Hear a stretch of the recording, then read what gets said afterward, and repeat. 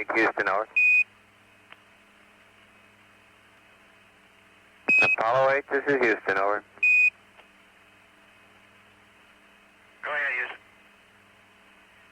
Oh, roger, Bill. We'd like to talk about your high-gain antenna sometime when you get a minute. Okay, just a second, Mike.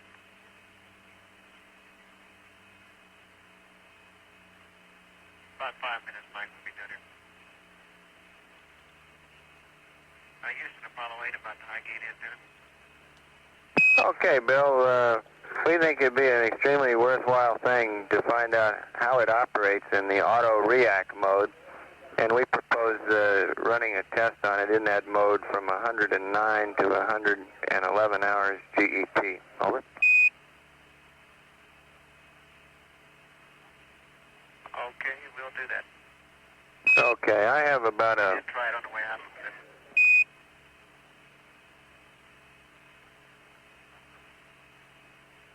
We have a detailed procedure which we can read up to you anytime you're ready. Go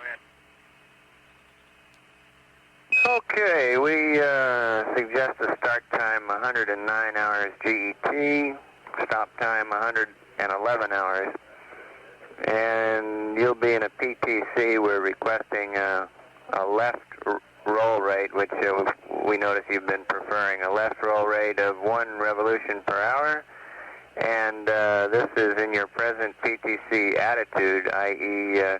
pitch 10 degrees, 010 degrees, and yaw 45 degrees. Procedure is this. Step 1. Stop at roll angle 150 degrees. Acquire, this is step 2. Acquire in manual mode. 3. Switch to auto narrow beam. 4. Make sure tracking in auto mode, then switch to auto react mode. 5. Position the high gain antenna. Whoa. Okay, whoa, standing by. I'm still starting.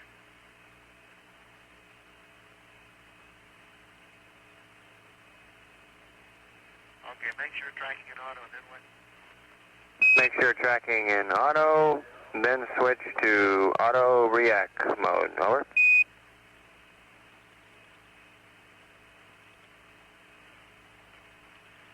Okay, will do. Okay, step 5. Position high gain antenna, pitch and yaw controls to predicted Earth rise angles. And those angles are yaw 50 degrees, pitch minus 40 degrees. Over.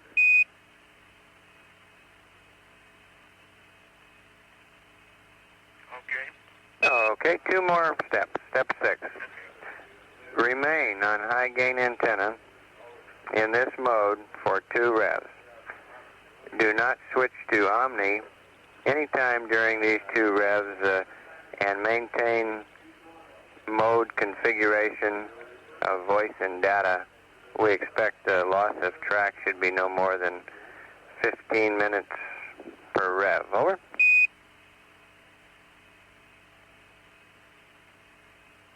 Roger. And the final step 7, if any problem arises, go back to your initial gimbal angles of 10 degrees pitch, 45 degrees yaw, and 150 degrees roll. Reacquire and go to auto mode. Over. Yeah, let's see. I guess there ought to be a step 4A, which says start roll again, right?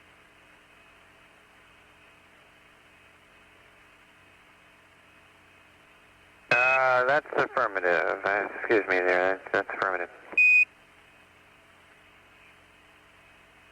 Okay. If, let's see, if we, I don't understand your last comment. If we get into a problem, you want us to go back to 150 degrees roll? Well, all we want you to do is go ahead and reacquire in the auto mode, Bill, and it looked to us like that would be one way of doing it, but all we're saying is, you know, if you want to talk to us about something or you have any other problems, you don't like the way it looks, anything at all, just go ahead and reacquire in the auto mode. Yeah, why don't we just say if we do have problems, it doesn't pick it up when it's supposed to, give it a good try and then call you up on the Omnis or position ourselves. We can talk about it and try it for another 2 reps. That's just fine, Bill. Okay. This worked, we tried it once or twice on the way out, but the one modification is once it did break a lock and go to its manual positions, I switched to the Omnis in between. That sounds fine.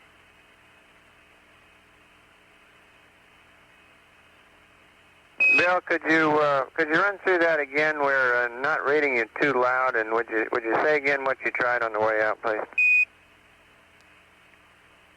On the way out, they gave us some react angles, which we used, and once it broke lock and repositioned itself, why we went over to the Omnis and waited till we got near break and lock again and switched back, and it snapped right in there.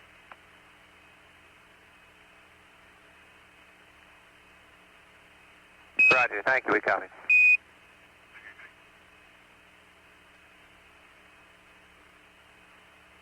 Okay, we have a few more stars to get, and we'll give it a try. Roger.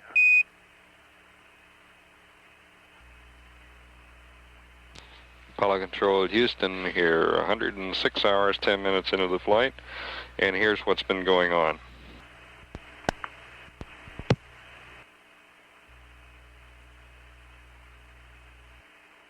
Apollo 8, Houston, over. Hi, Houston. Good, Bill. We got a bunch of tapes of some of your favorite music down here. You interested in hearing a little background on the S-band? Go ahead. Okay. Houston, Apollo 8. Apollo 8, Houston, go ahead. Roger. For some reason, we suddenly got program 01 and a no attitude light on our computer. Yeah, we confirm that. Stand by one, Jim. We're working on a procedure for getting you cranked back up again. Okay.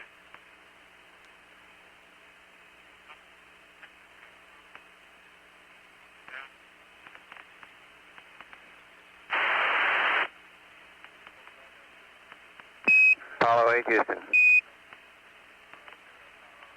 ahead. Okay, Jim, while we're working on this procedure, we'd like to know, did you select 01? Did you get a verb 37 man or 01 enter?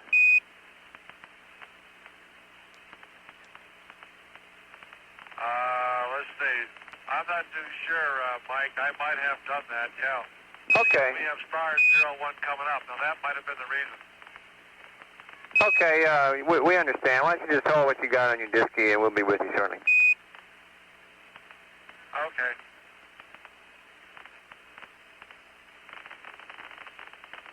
Apollo 8, Houston.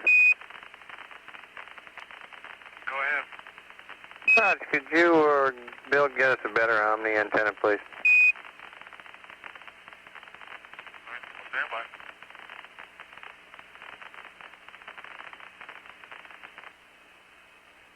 Apollo 8, Houston, over. Go ahead, Houston, Apollo 8. Okay, Frank, our procedure is to select POO, and from POO go to P51 and get a platform alignment. After you've done that, we will send you up a P27 or refs mat, and then you can do P52 refs mat option, and you'll be back in business. Over. Okay, Mike, thank you.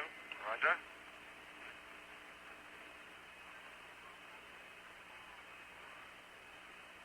Houston, this is Apollo 8. Houston, Apollo 8. Apollo 8, this is Houston. Go ahead.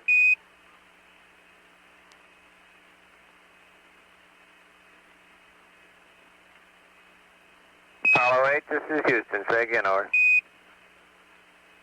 Okay, we've completed a P-51. Now, you want us to try a P-52, or do you want us to wait till you put a refs mat in? Stand by one, will you please, Frank? Roger.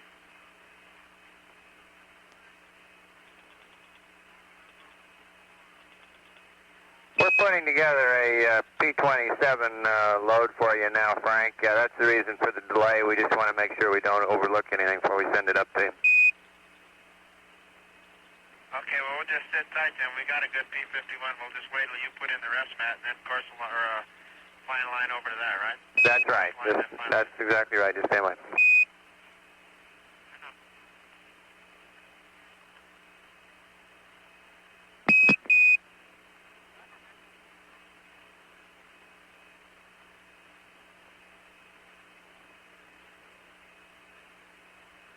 Mike, this is Frank again.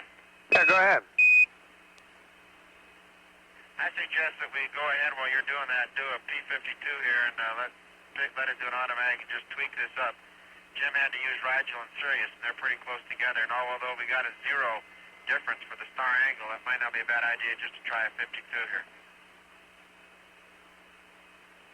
We'd rather not do that, Frank. Stand by one. All right, we won't do a thing.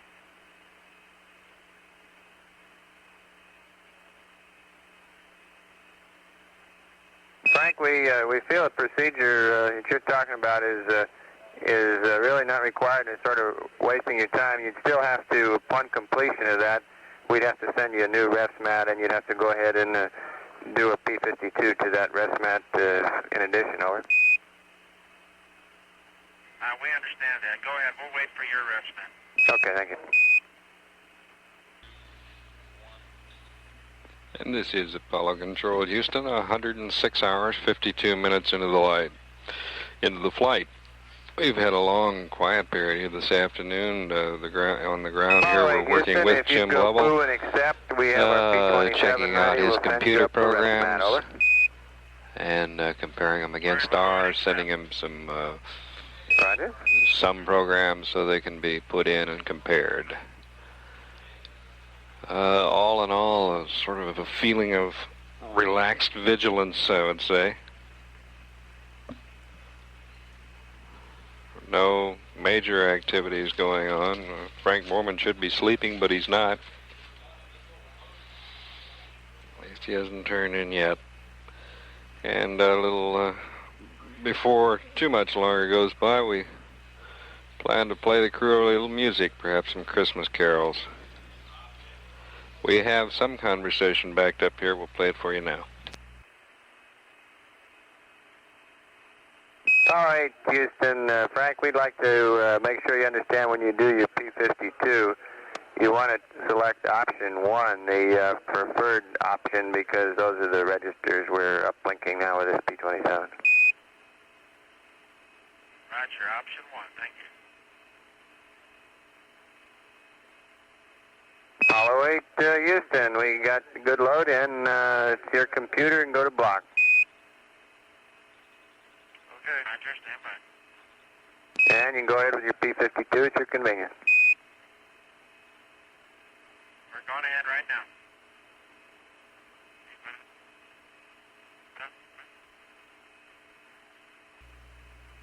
Apollo 8, Houston, over. Go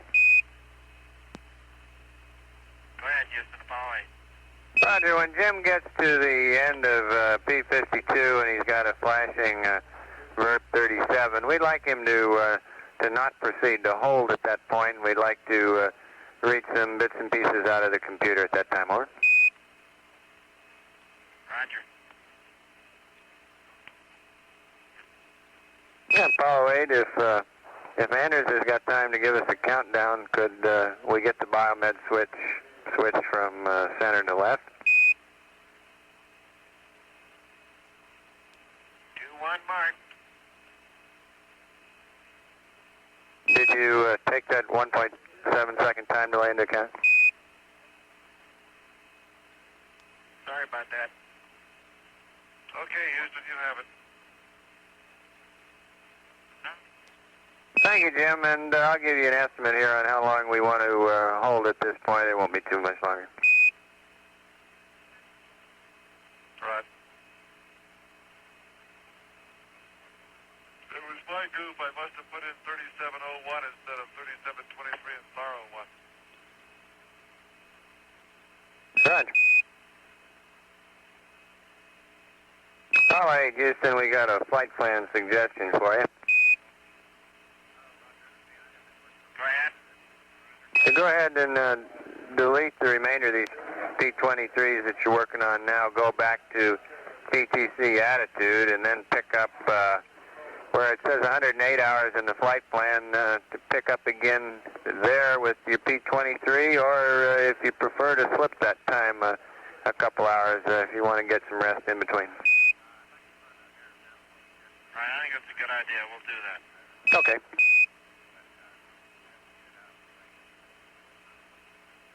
Mike, what does this do to our state vector? Not a thing. We've looked at your state vector and it's good. So we didn't lose all the nav that we were just had accomplished, right?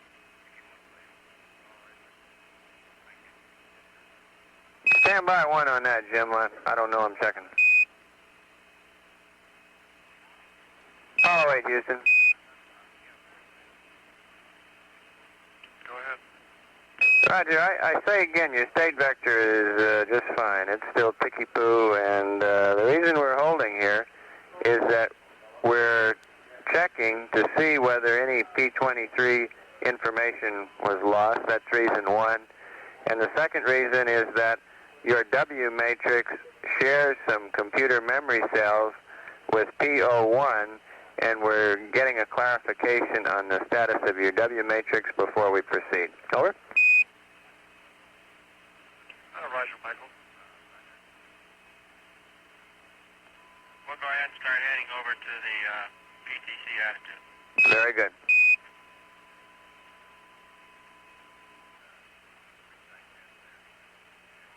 You need the high gain anymore, Mike?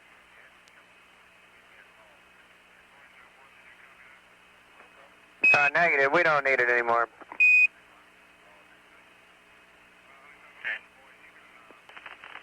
Follow it, Houston. Go ahead. Roger, Frank. We're coming up on time for a oxygen purge on all three fuel cells. Might be a good time to do it while we're waiting here. Fine. All right, Mike, we're going to purge the three fuel cells oxygen only. That's correct. Thank you. Follow control here at 107 hours, 19 minutes into the flight. And the long, quiet afternoon continues with Jim Lovell looking at his computer programs and us looking at his computer programs. And essentially nothing new to report. Here's the conversation that's ensued since our last report.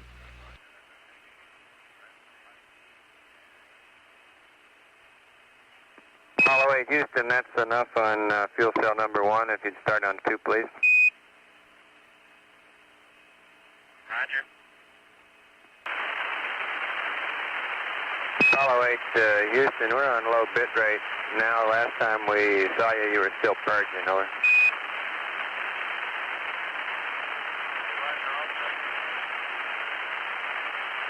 You're unreadable, but request that you end your purge. Roger, we have that purge. Thank you.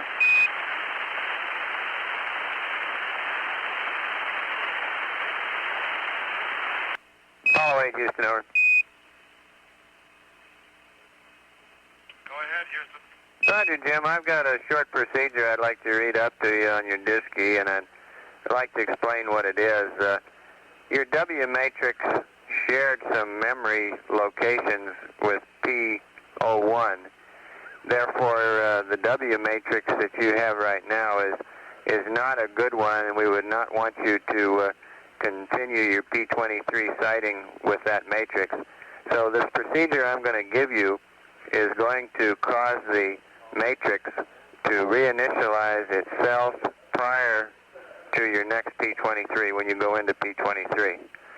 And this will put you back with the value of the W matrix which you loaded after TEI. You remember that 3303 thing. And if this has any further effects on the flight plan, well, we're in the process of sorting that out, and if need be, we'll send you up a revised sighting schedule later, both for the comm and loss of comm case. Over. Okay, stand by and I'll get something to comment with. Okay. Okay, go ahead. Okay, insert without releasing the flashing verb 37, the following. Verb 25, noun 07, enter. 77, enter. 40, enter. Enter. Verb 37, enter. 00, enter. Over.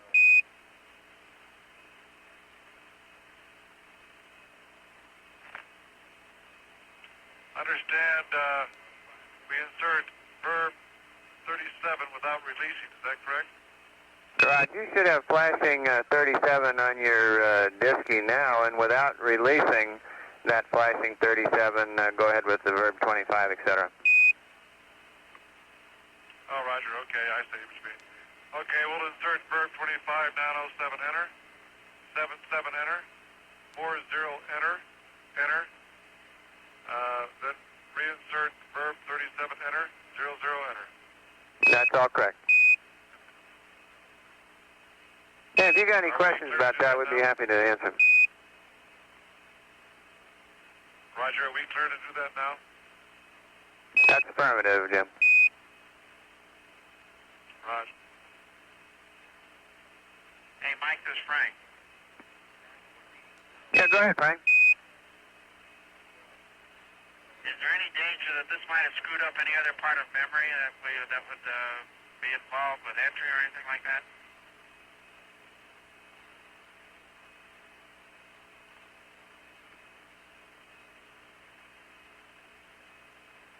Frank, all indications are that there is absolutely no problem with anything in the computer memory other than the W matrix. However, we are continuing to look at it, and if there is any doubt in our mind, we will ask you to dump some memory locations for us later. Over. Okay,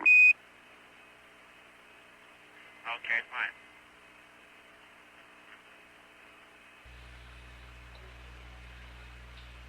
Apollo Control, Houston here, 107 hours, 44 minutes into the flight. And the exhaustive business of checking the onboard computer continues. We're 157,989 miles from home, moving at a velocity of 4,464 feet per second. Our weight is down to 31,679 pounds. Here's how the conversation's been running. Apollo 8, Houston. Go ahead, Houston. Roger, Jim. We thought you might be interested in knowing, based on 2.5 hours worth of track after your last mid-course, and looking ahead, we're predicting that the mid-course correction at 122 hours will be less than 1 foot per second, and keeping on going to entry interface minus 2 hours, we're predicting 2 foot per second mid-course at that time. Now, those numbers will be refined. We'll get about another 8 hours of track on you before we amend them. Over. Sounds like we're on a pretty good trajectory. Can't hardly beat it.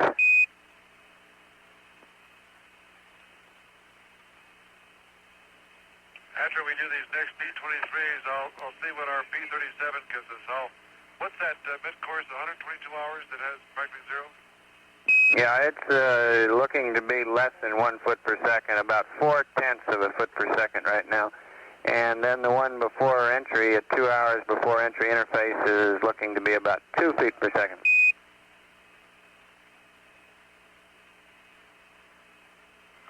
Roger. Okay, well, I'll run a P-37 122 and just compare the differences.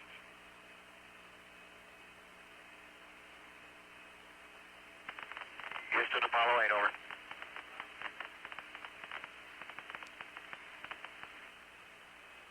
Houston, Apollo 8, over. Apollo 8, Houston, over. Roger, you got the JOD back on watch again. We want to make sure we don't overdo the star sighting at the expense of thermal control, so you might keep an eye on us and give us a no-go if we start getting too hot on one side. Roger, will do, Bill. Has Jim gone to bed? No, I'm right here, Mike. We're gonna start doing system or nav right now, and Bill's up in the left-hand seat. Raj, I understand you're going to do some P-23s now, huh? We thought you were going to take a rest and do them later. No, Frank's asleep now. We'll get these out of the way. And so I'm coming over to do a trending alignment at this time, and then we'll go into the P-23s. Okay, Jim, there's one thing before you get started on the P-23. What we told you before, we still think is absolutely correct. The only thing in the computer memory that is changed by that PO2 is the W matrix. However, as an additional precaution, we'd like to dump the computer memory and go through it and check it bit by bit and make sure everything is exactly copacetic. Over. Okay, do you want to do that now? Affirmative. We're getting Goldstone configured for it. It'll be just a minute, and while we're doing that, I can read you the procedure if you're ready to copy. Okay, stand by one, and I'll be ready to copy pretty soon. Thank you.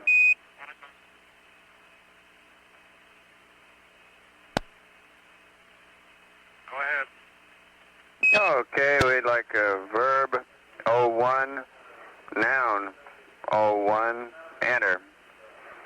333, enter. And then we'd like you to read us register 1. Register 1 we expect will be 10,000, 10000. And if register 1 is equal to that, then what that means is that the computer will dump its erasable memory twice. That 10,000 number is a twice number for the erasable memory dump. If it's not reading 10,000, then we'll ask you to make it read 10,000 by going verb 21, noun 01, enter. 333, enter. 10,000, enter. And after you've done that, then the dump verb is verb 74, enter, and that will automatically dump the total erasable memory twice and this is Apollo Control, Houston at 108 hours, 12 minutes into this flight. Okay, the procedure. Frank Borman is now retired for a night's sleep. And read out register 1. Jim Lovell is still going through his computer check with the ground. And Bill Anders is up and about, refers to himself as the JOD, which I believe means Junior Officer of the Day. Here's some conversation. 10,000, enter, and verb 74, enter. Now, if register 1 does read 10,000, we'll still have to do the verb 74, enter. Is that correct? That's affirmative. That verb 74, enter, is what starts the dump. And we just, prior to that, want to make sure we got 10,000 in register 1. And just hang loose one on Goldstone here. We're getting it configured. Do you need the high gain, Mike? Negative. We won't need the high gain.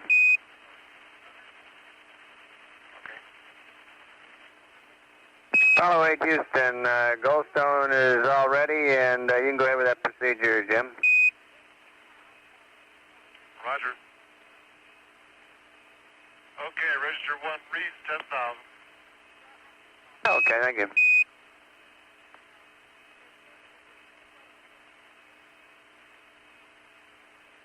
And you want the verb 74 now? That's fine. Follow 8, Houston. Go ahead. Roger, have you done the Verb 74 enter yet? No, I'm waiting for your command. Okay, I'm sorry, you must have missed it. You can go ahead right now, Jim. We're all set. Roger, Verb 74.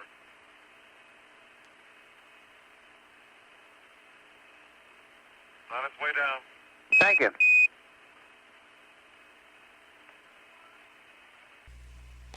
Apollo Control here. Spacecraft's 156,460 miles from Earth, moving now at a speed of 4,493 feet per second. And at 108 hours 19 minutes, that's our status. Follow 8, Houston. Jim, the dump is complete. You can go ahead and do whatever you like with your computer now. Roger. We're going to restrict it to P23 for a while. Just don't let Anders touch the computer. I haven't yet, and I don't plan to. Roger, we concur with that decision. We've just been honored by the presence of Mr. Neil Armstrong, who's now standing by at the Capcom console, alert and eager. Roger, ask him how the stock market's doing. Tears are rolling down his face.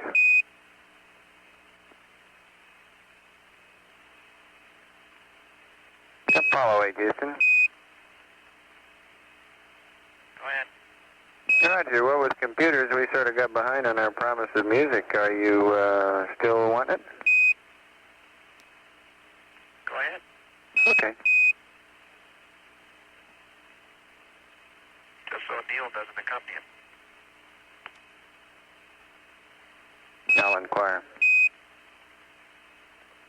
Neil says you're in luck. He has a cold today. Okay.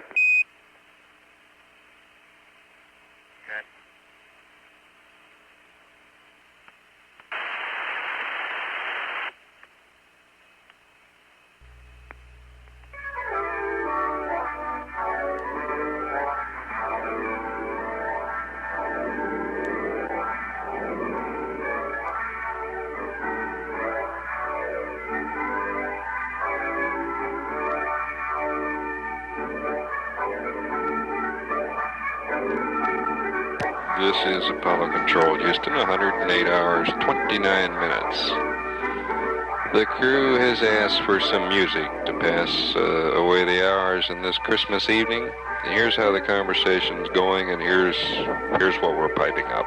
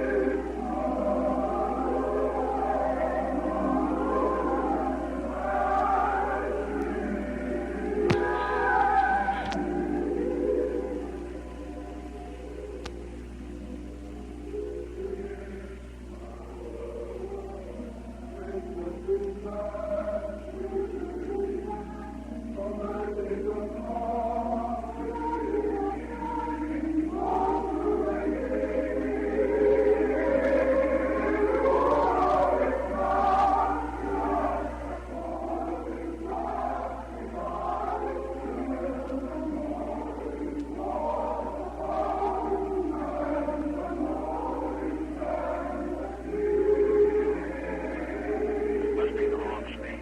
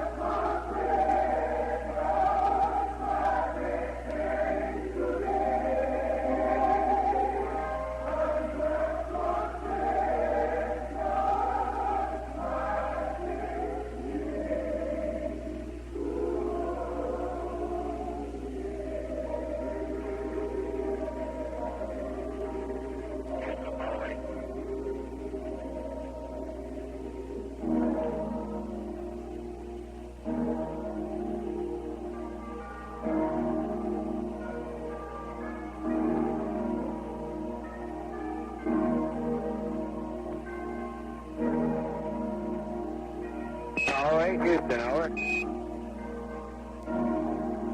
Roger, Mike. That was nice, but awfully won't fly. And we're going to hold it off until we get this traffic down.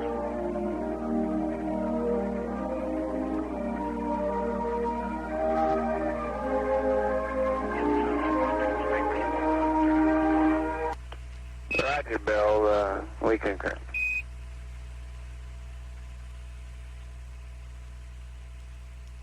Sound like it's being run at the wrong speed. Yeah, that doesn't sound very good to us either. You're coming too nicely on my ground. You're coming too nicely, Mike. Maybe you could this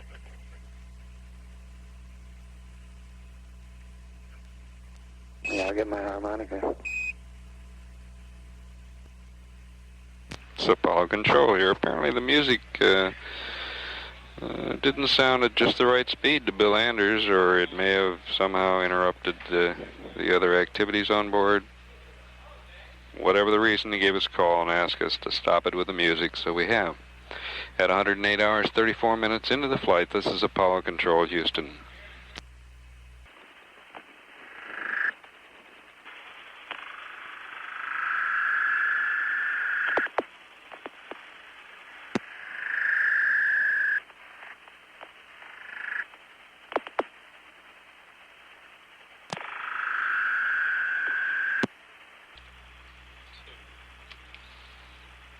Apollo Control, Houston here at 108 hours, 54 minutes into the flight. Since our last report, we've had no communication with the crew. Very, very quiet. These hours this afternoon, as you might have assumed, might be contrasted with the last several revs, perhaps earlier than that, maybe the last 10 or 12 hours of a long duration mission. The crew senses that it's all downhill, which of course it is. The only thing that's different here is that we still have 37 hours to go, and before splashdown. But subjectively, it's very much like the last revs of an Earth orbital mission, and a fairly extensive one. We're 154,900 miles from Earth. Speed velocity building to 4,523 feet per second. And at 108 hours, 55 minutes, that's our status. By the way, we are planning a press conference this evening, a press briefing, if reporter interest warrants it. Shortly after 9 p.m. Houston time in the auditorium. This is Apollo Control, Houston. Houston, Apollo 8. Apollo 8, Houston, over. Roger, Mike. How are our temperatures looking across the service module? Are we going to be go here for shooting another couple of sets on this next start? Yeah, I'm monitoring. They look real good to me, Bill. Just a second, I'll check with the experts.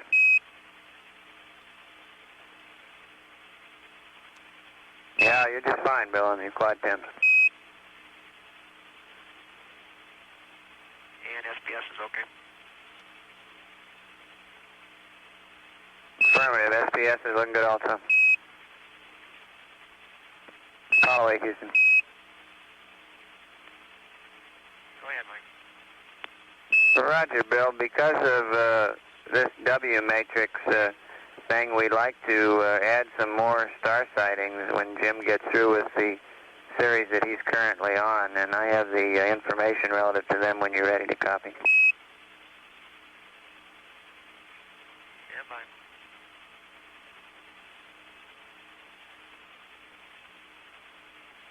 Go ahead. Okay, we'd like him to do them, as I say, whenever he's through the series he's on now. And they're the same ones that are printed on your flight plan, page 2-86. The first one to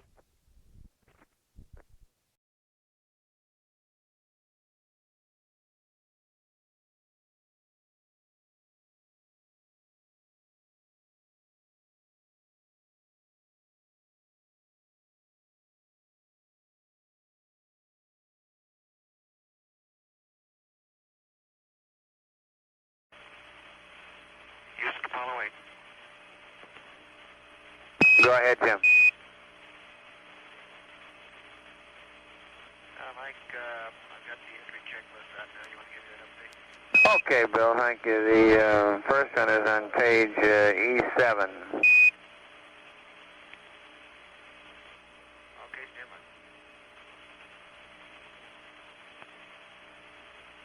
Okay, Mike, ready to go. Now I know why Neil was over there. No, you can't blame it on him. Page E7, under CMRCS preheat, halfway down, where it says up telemetry block. Are you with me? I'm with you. Okay, after up telemetry block, insert RCS CM heaters, circuit breakers, 2, close. Okay. All they're doing there is just making sure you get your heater circuit breakers closed. The next one is on page E9.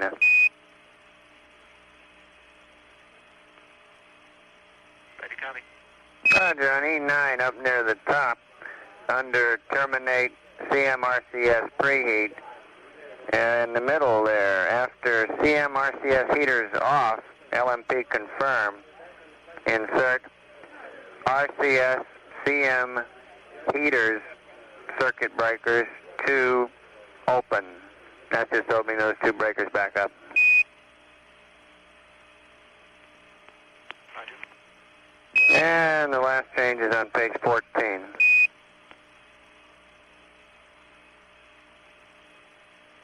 Okay. Yeah, this one should be a favorite of yours. Near the top, where it says tape recorder, record forward. Are you with me?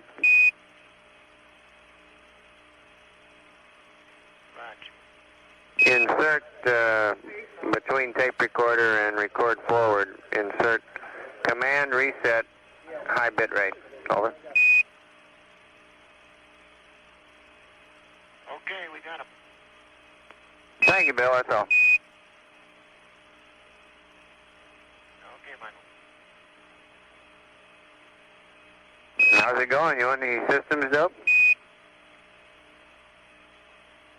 Yeah, they hanging together. I haven't even looked at them for the last half an hour. I've been over the other side. Yeah, they sure are, Bill. We can get you any specific numbers, whatnot, if you're interested.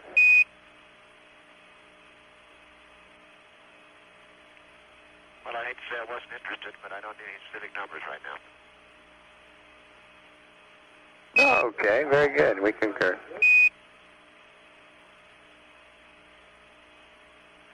That's an aerospace first.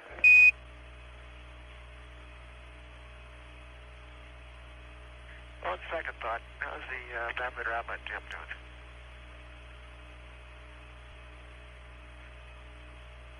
.46 degrees, Bill. Apollo Control, Houston here. 109 hours, 17 minutes into the flight. And we've had a little chatter with the crew. Bill Anders primarily sitting over in the driver's seat. Here's how that's going. How's Magellan coming along?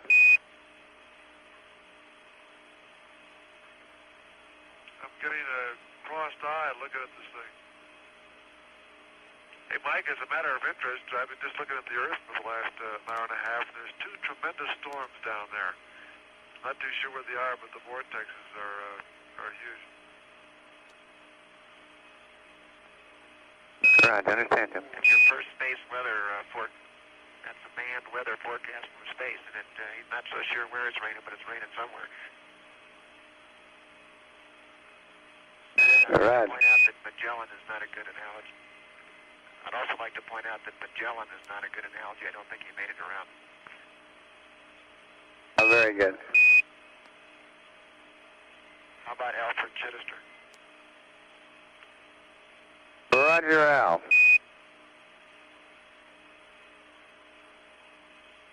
I don't know how much detail you can see, Jim, but your sub-spacecraft point is out in the middle of the Pacific Ocean, about halfway between Australia and South America.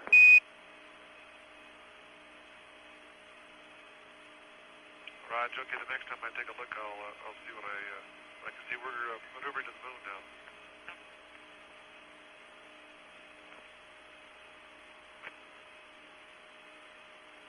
We'll see if we can see our shadow.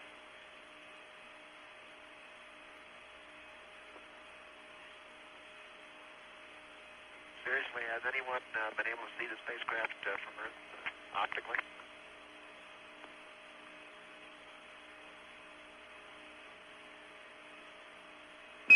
We don't think so, Bill. We haven't been able to confirm that they have. You're coming right down the center line of the airway. If you've seen the airliners coming the other way, you better move over. That's the first time the level's been on track for a long time. Yeah.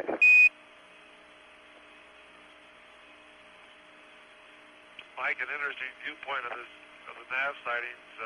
Maneuvering with the minimum impulse controller on the way home is a lot more difficult than going out because of all the fuel we don't have now. Every little pulse really moves the spacecraft around. Right, I understand you had too much control authority. Now, yeah. Lamp crews beware.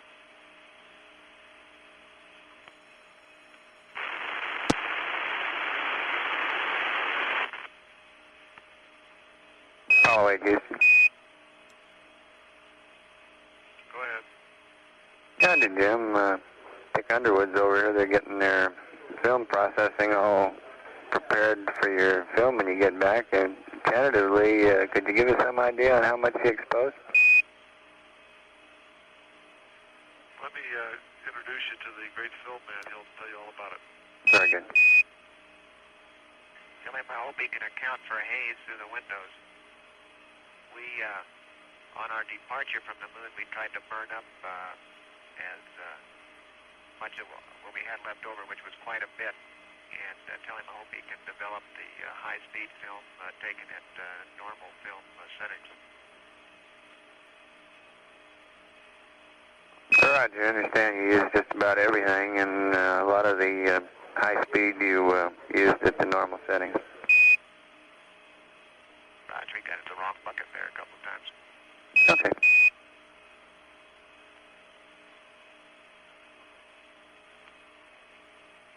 We never did have a chance to do any night earthshine stuff.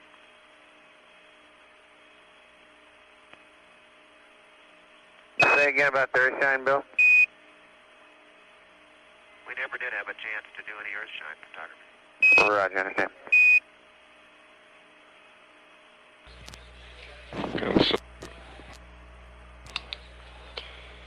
And so we get a good, something of a wrap-up on our film situation, which we'd been wondering about now for about a 24-hour period. Then at 109 hours, 26 minutes, with the spacecraft 153,504 miles from home. This is Apollo Control, Houston.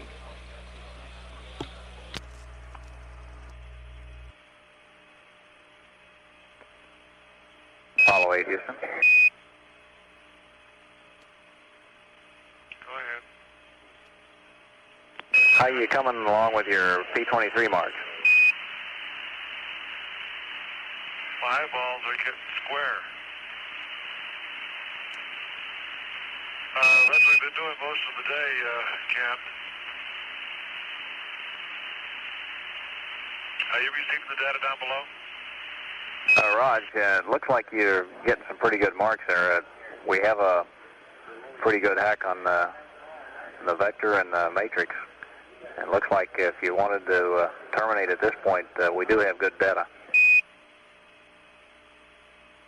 Sounds good. I'll terminate after this. Roger. Just as soon not trying to do star 01 again. Roger.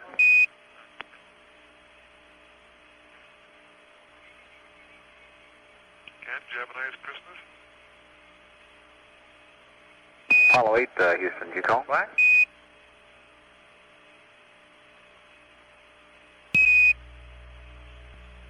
This is Apollo Control at 110 hours 5 minutes into the flight. At the present time here in Mission Control Center, we have just completed a shift change. Our flight director at this time is Milton Wendler, and our capsule communicator is astronaut Ken Mattingly. Apollo 8 at this time is at an altitude of 151,789 nautical miles from Earth, and it's traveling at a speed of 4,584 feet per second. Since our last report, we've had something under a minute of conversation with the crew. We'll play that back for you now. This is Mission Control. At the present time, we understand Bill Anders is flying the spacecraft, occupying the commander's couch, the left-hand couch, and Frank Borman is getting some sleep. The medic advises that he has been sleeping now for about 2 hours. We expect that shortly Jim Lovell will also begin a sleep period, and we would also expect that Frank Borman would be waking up. At 110 hours 10 minutes into the flight, this is Apollo Control. Houston, Apollo 8.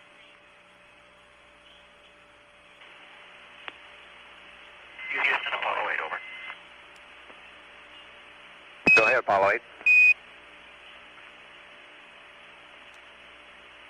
This is Ken or Jerry. Say again, please. This is Ken?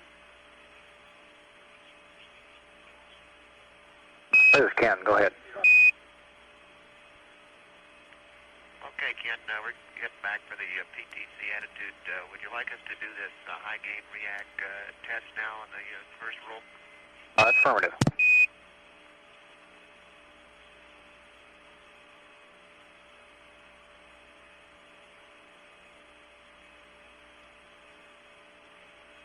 Okay, look, how about if I just went to react right now? Econ. Matter of fact, I'm in react. If you want me to stay here while we'll just press on.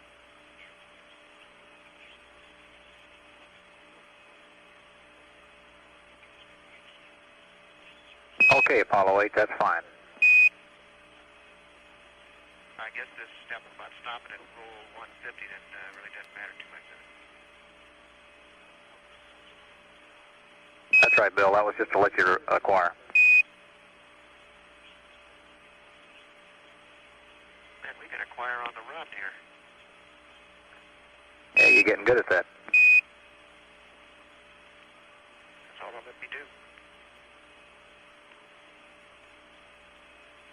Okay, we'll keep it here for 2 revs. Ken, Mike, and Frank and Jim are asleep, and just keep nothing else to do, so I'll just keep it going here for two rolls. Okay, real fine.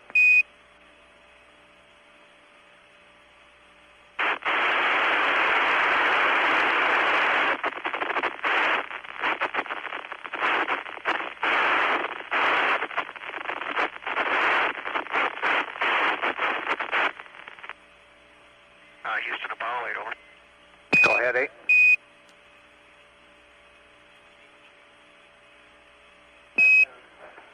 Go ahead, 8. Well, the react didn't work as advertised.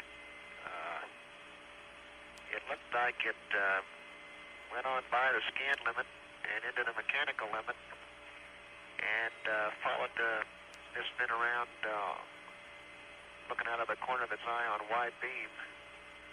And when this spin came back underneath the spacecraft, why it snapped back on into narrow beam. It apparently never broke lock, or if it did, it was only instantaneously.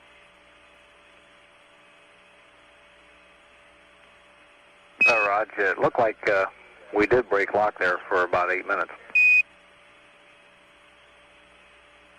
Well, we might have broken two-way lock, but I was still having about AGC of right at the noise level, at the minimum reception level. All right.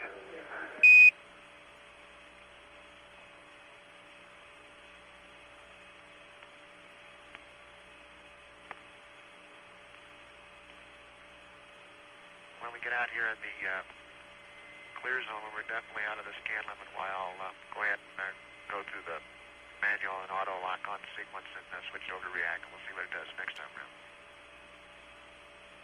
Roger.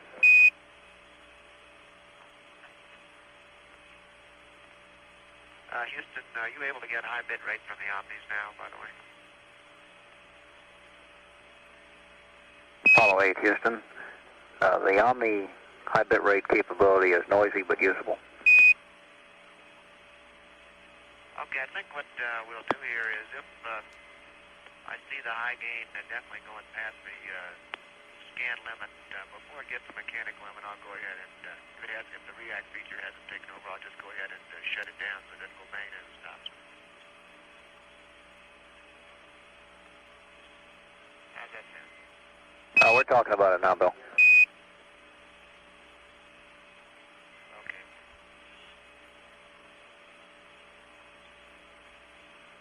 It's my understanding at the scan warning limit, this thing's supposed to stop tracking and it break a lock and snap on over to the thumb wheel settings.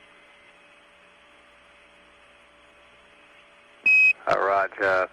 That's my understanding, Bill. We're talking about it right now. I'll let you know in just a second. Yeah, probably, Ken, we're not ever losing the Earth presence signal. That's correct.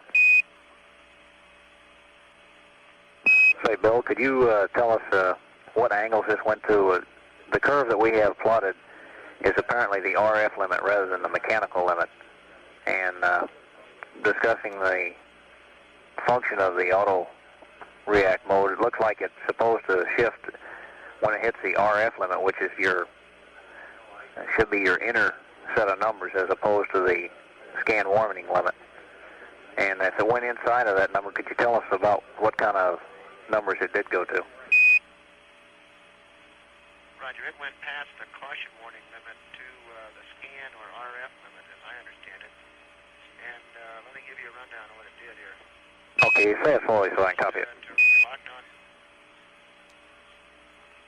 Okay.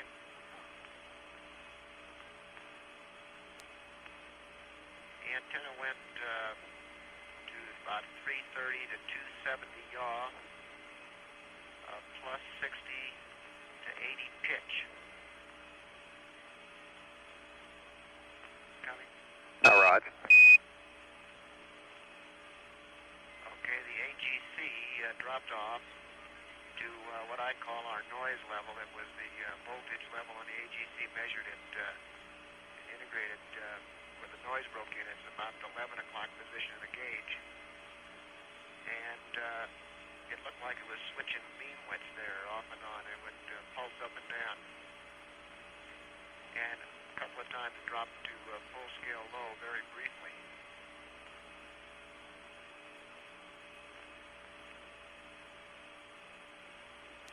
Okay, you've got some marks on that AGC that should register in volts, I believe. Do you have an indication other than 11 o'clock? Well, unfortunately, the numbers never got on here. If you look on that chart that Fred Hayes has, it shows one at 11 o'clock position, which is the noise level. I don't remember what the voltage was. I might have it on my systems book, though. Bill? A bit of information that when the antenna did snap back in, it went to yaw 80, pitch -5, with verb 64 reading plus 67 for yaw and -10 for pitch. Okay, yeah, copied all that. I think you have 4 or 5 marks on that power meter, don't you? From what you're saying, I take it it's between marks 2 and 4. Yeah, stand by a second.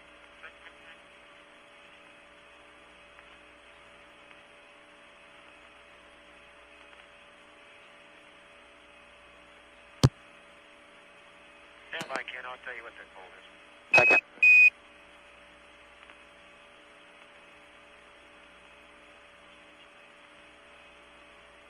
Okay, it went to about hovering around 2.4 to 3 volts.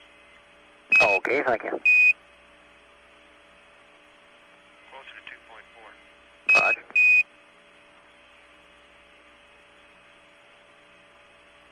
Follow 8, Houston. Go ahead. Okay, it's not real clear that it did in fact get to the mechanical stop, and if it does, the backroom people say that we can stay up against that stop for a maximum of 15 minutes without doing any damage. And we'd kind of like to track it through one more time as is. We do have the high bit rate capability on Omnis, so we'd like to follow through that same configuration for one more rev. Stand by. Well, since we're not sure that it didn't get up against the mechanical stop the last time for 10 minutes or so, I don't think it'd be too smart to do it this time, because we may end up having to switch fail to high gain position and have a loss of high gain too.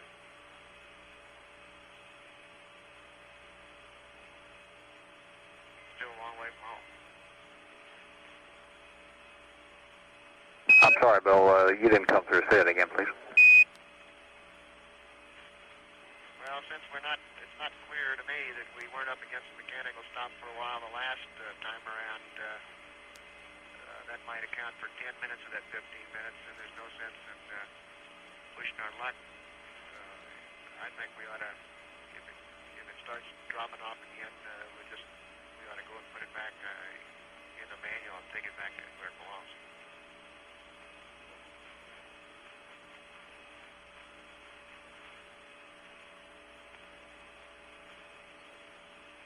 We're still a long ways from home, and if that antenna switch fails, it's going to fail the high gain position, and that's all we got. All right, Bill. And we'll be making a handoff on stations here at 5-5. Okay. Again, we're going to switch comm carriers here for a second.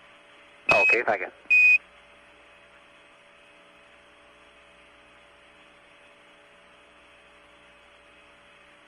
Belay that. We'll hold this configuration for a while.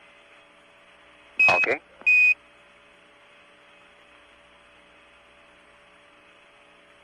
Follow 8 Houston through Honeysuckle. Roger. Reach it bye-bye. Thank you.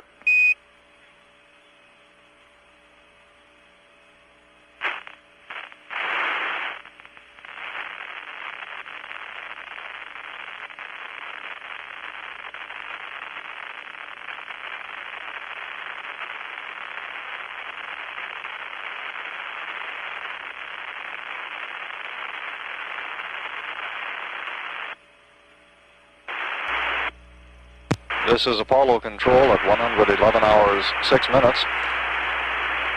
Since our previous report, we've had about 8 or 9 minutes of conversation with Bill Andrews aboard the spacecraft. It appears that both Frank Borman and Jim Lovell are getting some rest at this time. We'll bring you up to date on the conversations that have developed and then stand by briefly for any live conversations with the crew.